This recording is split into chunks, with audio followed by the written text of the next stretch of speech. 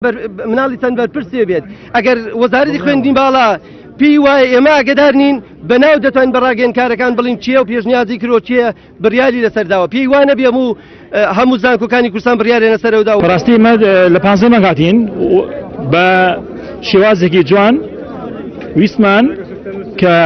وەزارەتی خوێندنی باڵا ئەم بڕیاری خۆڕون کاتۆ بە ئێمە بەڵام بەداخۆ بەڕاستەوە دوم جار هاتوینە ئەوان زۆر بێمنەتن و ئازانن کەوا ئەم بابەتە بابەتێکی تەنها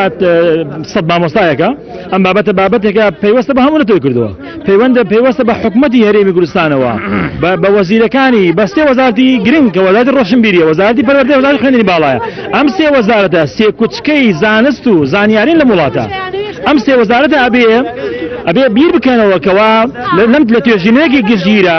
لە لێکۆڵینێکی تەواوە ئەم بڕیارێکا بدرێ ئەم بڕیارێکی نادروستە ئێمە دژێن بڕیاردەوەستین ئەمانەوێ بڵین ئەو بڕیاری کە دەرتان کردووە بڕیارێکی ناڕەوایە گەمەکردنە سوکایەتیکردنە بە چارەنووسی نەتەوەیەک